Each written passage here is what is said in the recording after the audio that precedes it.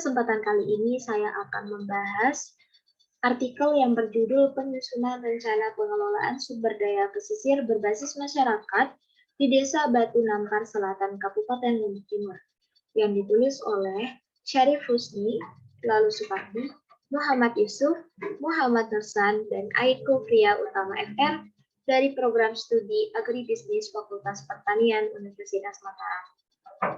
Jadi, di Desa Batu Nampar Selatan, Kabupaten Lombok Timur ini merupakan salah satu desa yang berada di pesisir pantai Kabupaten Lombok Timur yang kebersihannya itu masih sangat kurang, yang disebabkan oleh banyak masyarakat yang tinggal di daerah tersebut kurang sadar bahwa kebersihan itu sangat penting. Dan di sini Syarif Husni, Lalu Sukardi, Muhammad Yusuf, Muhammad Nursan, dan Aiko Fia Utama FR ini melakukan pengabdian di masyarakat. Mereka menggunakan dua metode. Yang pertama, metode sosialisasi. Mereka mensosialisasikan betapa pentingnya kebersihan, terutama di daerah pesisir pantai. Dan metode yang kedua yang mereka gunakan adalah FGD atau Focus Group Discussion. Di sini mereka berdiskusi dengan masyarakat setempat di salah satu kantor desa di sana. Mereka berdiskusi terkait dengan permasalahan-permasalahan yang ada di desa tersebut. Nah, jadi hasil dari diskusi tersebut yaitu ditemukanlah berbagai permasalahan atau isu ya yang ada di desa itu. Yang pertama, isu kondisi lingkungan. Sanitasi kebersihan. Jadi seperti yang sudah saya sebutkan tadi, bahwa kedua adalah agresi pantai, yang salah satunya disebabkan oleh gelombang air laut.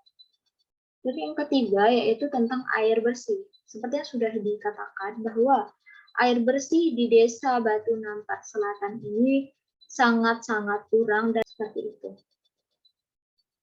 Yang kedua, ada kebijakan di wilayah perencanaan, di mana konflik wilayah penangkapan. Dan yang untuk yang selanjutnya yaitu konflik pembudidaya ikan dengan nelayan tangkap ya. Untuk kasus yang ketiga yaitu isu kesejahteraan ekonomi sosial atau sosial ekonomi. Pendidikan yang rendah. Dan untuk yang kedua yaitu pemasaran hasil perikanan. Jadi, terus di sini untuk yang selanjutnya yaitu kelembagaan masyarakat. Dan selanjutnya yaitu pertumbuhan penduduk.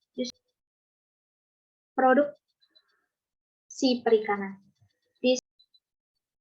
Untuk permasalahan yang keempat yaitu tentang pemanfaatan sumber daya perikanan, yaitu kerusakan terumbu karang yang selanjutnya itu perikanan tangkap. Selanjutnya adalah budidaya rumput laut. Selanjutnya di sini ada teori-teori yang terkait dengan artikel yang tadi dibahas. Nah, ini kedua pendapat dari para ahli ini tuh sangat berkaitan dengan kasus atau dengan artikel yang saya bahas ini. Dalam artikel ini juga membahas tujuan dan sasaran. Yang pertama, pemanfaatan sumber daya pesisir. Tujuannya, 1. Melindungi dan melestarikan ekosistem terumbu karang dan mangrove. Kedua, mengembangkan kegiatan usaha budidaya laut. Ketiga, meningkatkan peran serta masyarakat dalam pengelolaan sumber daya perikanan. Dan yang keempat, meningkatkan keterampilan masyarakat melalui penerapan teknologi tepat guna.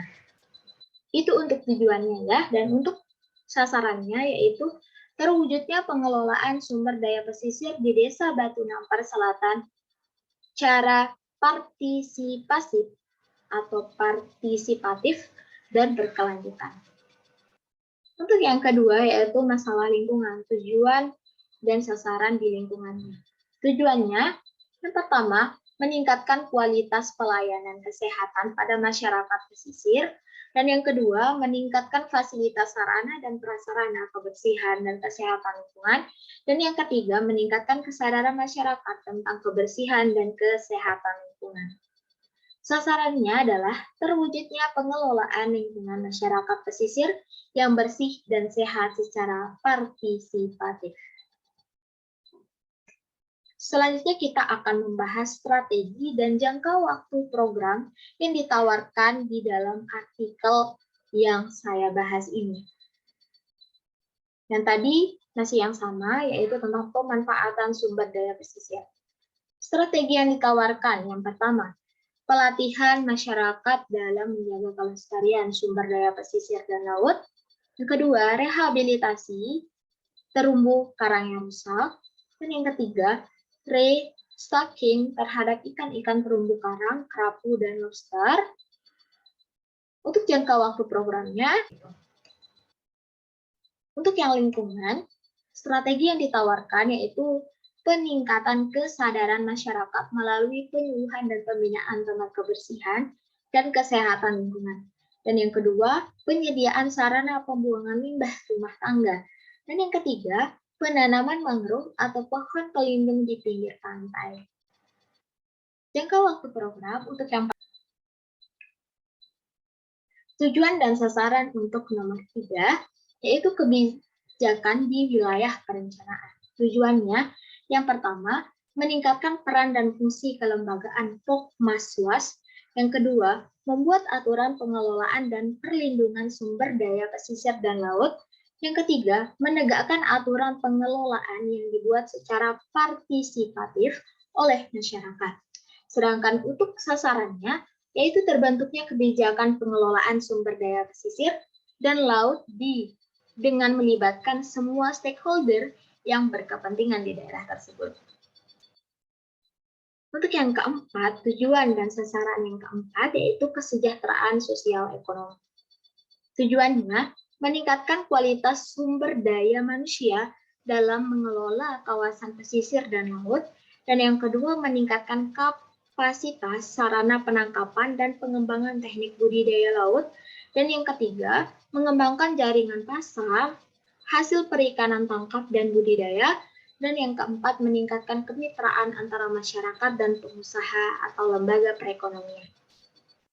Sasarannya meningkatnya kesejahteraan masyarakat pesisir dan para nelayan setempat. Selanjutnya strategi yang ditawarkan dan juga jangka waktu program untuk nomor 3 dan nomor 4. Kebijakan di wilayah perencanaan. Strategi yang ditawarkan, 1. Penertiban jalur penangkapan sesuai dengan zonasi yang sudah disepakati bersama dengan masyarakat. Dan yang kedua, pembuatan aturan lokal tentang perlindungan dan pengelolaan sumber daya pesisir dan laut.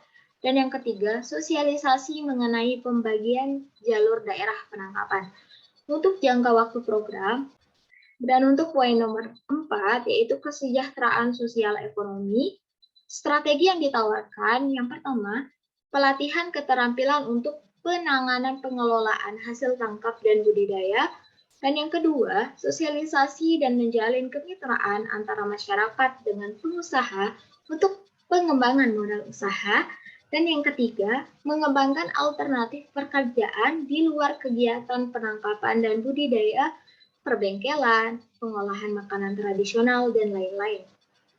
Jangka waktu program, ini saya membahas apa sih peran dari pengabdian yang dilakukan oleh Syarifus ini tadi dan kawan-kawannya. Yang pertama, sangat berperan penting dalam menemukan isu atau permasalahan yang dihadapi oleh desa tersebut.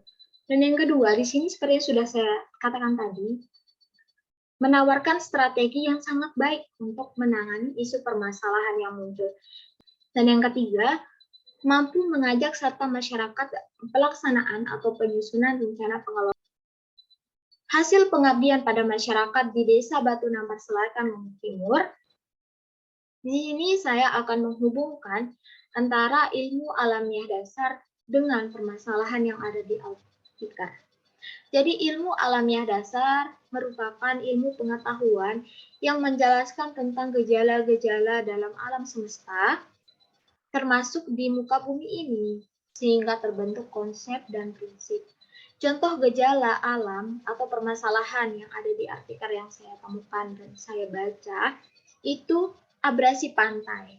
Abrasi pantai merupakan gejala alam yang disebabkan oleh pasang surut air laut. Antara ilmu alamiah dasar dan permasalahan yang ada di artikel yang saya bahas ini sangat berkaitan satu sama lain. Terima kasih. Saya ucapkan Terima kasih. Wassalamualaikum warahmatullahi